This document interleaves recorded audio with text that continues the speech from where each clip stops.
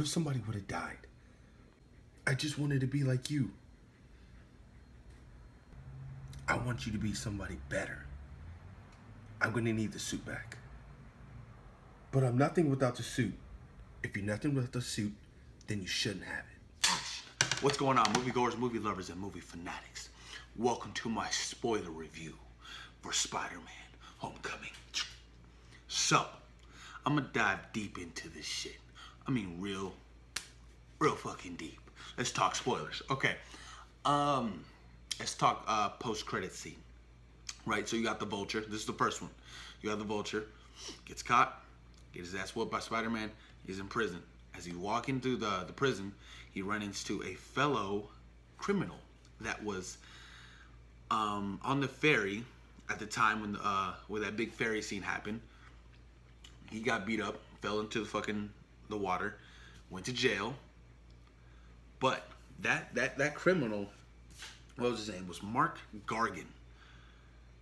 Now, if you're familiar with that name, you'll know that he's the Scorpion. But he's not officially the Scorpion until he gets that suit. With that being said, I think this sets up for some of the Sinister Six, right?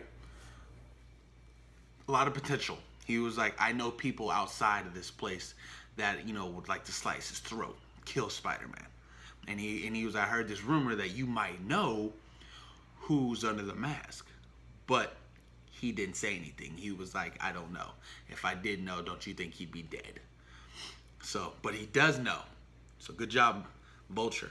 That was the first post-credit scene. Second was a fucking tease. It was nothing. It was Captain America giving his little, you know, positive speech about patience. Literally patience. Like, oh my God. I was so disappointed. I thought there was going to be something fucking dope. I thought there was going to be something with the symbiote, something with Infinity War, just something. But they fucking gave us nothing at all. That's probably due to the fact that Comic-Con's on July 22nd, which is right around the corner. And they could give us some footage of Infinity War. So maybe that's why they dialed back. Wait, if that's so, if that's the case, then I'm cool with that shit. Perfect. So those are the post-credit scenes. Wow, let's talk. All right, so you have Zendaya's character. She ended up being called MJ at the end of the film, right? This is when their head teacher for the, you know, like the decathlon was like, we need to promote somebody to team leader, and he was like, all right, what about you? And then she's like, you guys can call me MJ. Now, we don't know if this is Mary Jane, so it's still up in the air, but it is this MCU's MJ. Because her name was thrown around to be Michelle, so it could be Michelle something. I don't think it's going to be Mary Jane. I think they wanted to, you know, really get away from the Mary Jane thing and Emma Watson. So, MJ, that's her character. I loved her character. She was just so laid back and tomboyish and just like flicking Peter off and shit at the party, and just I really enjoyed her arc. Her character was dope. Very different. Very modern times. That's what I have to say, that's what I loved about this film the most. It was a very modern time. Loved it. Aaron Davis, Donald Glover's character, right? Now, in the Ultimate Universe, he's the uncle of Miles Morales. Now, Kevin Feige did state that Miles Morales was in the MCU. So there's that connection right there. So will we see Miles Morales, Spider-Man, in the future? Maybe, possibly, hopefully. Oh my God. So at the end of the film, right? Pepper Potts comes fucking back. Literally. I was like, I thought we were never going to see Pepper Potts again since Iron Man 3. That was the last time she was in the movie. But she came back. I was so excited, man. I felt this sense of just togetherness when she was in the room and Tony was in the room and Happy was in the room. And, you know, they were back together. Because if you remember Civil War, they took a break. But they were back together. So Pepper Potts made a nice little cameo in this. New suit, man. Spider-Man got a new suit at the end, right? So he Happy picks up Peter, right? Picks him up, takes him to the new Avengers facility. He's talking to Tony, and then Tony opens up this fucking door, and it's like this new legit dope suit. I was like, yo, at first I thought, I was like, yo, can that be the Iron Spider? But it wasn't necessarily the same colors, but it is a different suit. And I'm curious to see if we're gonna see that in Infinity War. Because his original suit that Tony made him was still off the charts. And I was like, holy shit, you're giving him another suit? What can this suit do that the first suit couldn't do? So that was pretty cool. I like that. But Peter didn't want to join the Avengers, you know.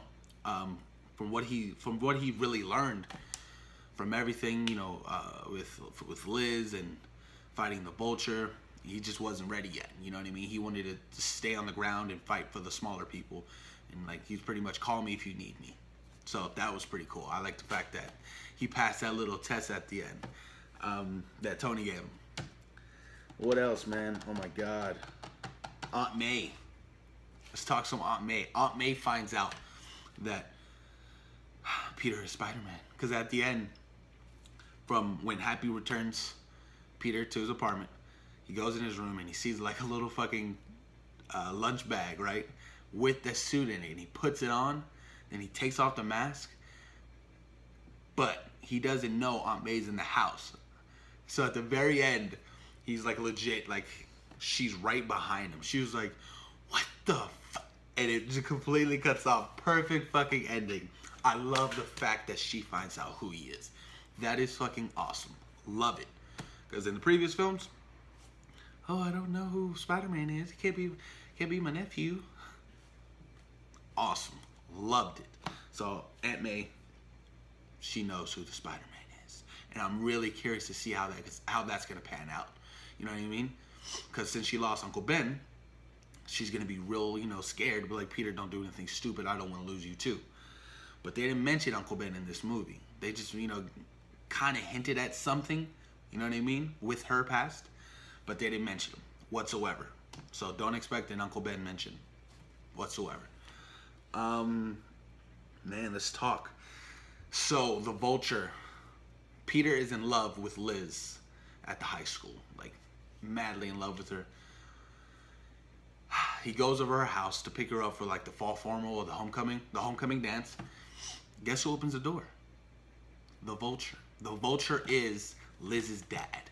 So he is fucking like, holy shit. What, you're here? Why are you here? Yeah, so he was batshit nervous and in the house looking at Michael Keaton as the Vulture. Just scared, literally scared. And he ends up finding out that Peter is Spider-Man. Because things started to unravel in the car while he's taking them to the homecoming. And he's just like, wait a minute, this motherfucker's Spider-Man.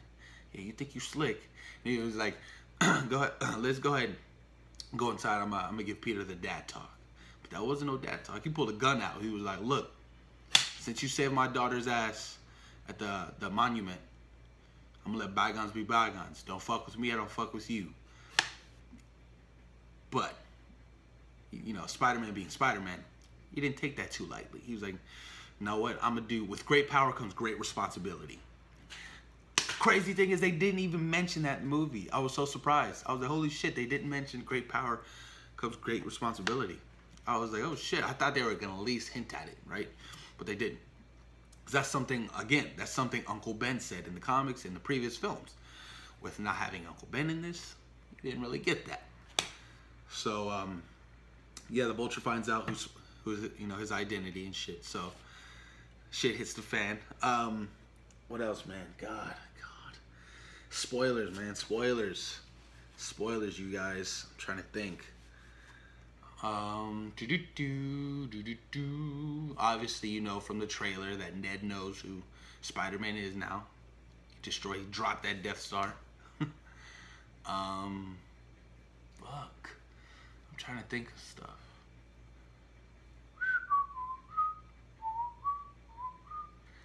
Damn, there's not that much spoiler talk to give you guys, man.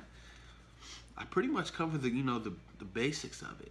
I mean, you guys know this now that Aaron Davis is the Prowler. That's Donald Glover's character. He's going to be playing the Prowler. Will we see him in the actual costume?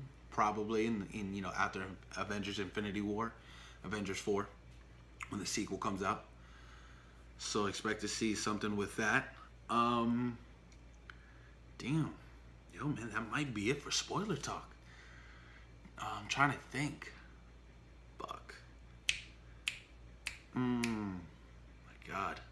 You know what? I low-key thought in that first post-credit scene when they're in prison, I thought we were going to see the Kingpin. I really did. I was like, oh my God.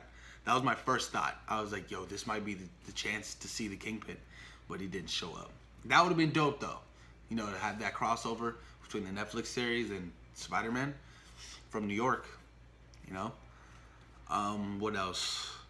Tony Stark pretty much sold the Avengers Tower. It's gone since he moved the facility. It's completely bought out. That was Happy's like main objective, the whole fucking movie. It was sort of, to mentor Peter as well, you know what I mean, to make sure he's not doing anything stupid and to move everything important out of that Avengers Tower. There was a bunch of like Ultron shit, Chitauri shit. So there was a bunch of shit that the Vulture wanted, technical shit, like technology that he wanted to create more weapons and stuff like that. So there's a bunch of, you know, little hidden Age of Ultron things in there as well. I thought that was pretty cool. Like the Ultron droids, like I found like it was like some of the head, and I was like, holy shit, from Age of Ultron. That was dope. What else, man? No Venom. Sorry, guys. Sorry. I was hoping too that they would hint a little something, just a little something. Eddie Brock, no. Tom Hardy, no. But no, we didn't get that. Nothing like that. Man, yo, that might be it for spoiler talk, you guys. That's all I really can, you know, really dive deep into is what I gave you guys. But other than that, I thoroughly enjoyed the film. I really did. It was fun. I'm definitely seeing this shit 2 more times. I can't wait. I'm pretty sure there's gonna be some other shit that I missed that I'm gonna find out later. Watch, it always happens. Always happens. But yeah, man, John Watts did a great job, and I hope he comes back for the sequel. I really do, because he did a fantastic job with this movie, man. And I really want to see him back for the sequel with Blade. All right, you guys. Well, comment down below. Let me know what you thought about my spoiler review for Spider-Man Homecoming. If you've seen the film, what did you rate it out of 10? I'm curious. I gave it a 9. And I'm probably going to give it a 9.5 when I see it again. And I'm going to give it a 10 after I see it the 3rd time. Well, comment, like, share, subscribe. It'd be greatly appreciated. All right, you guys. I'm out. Peace. We out.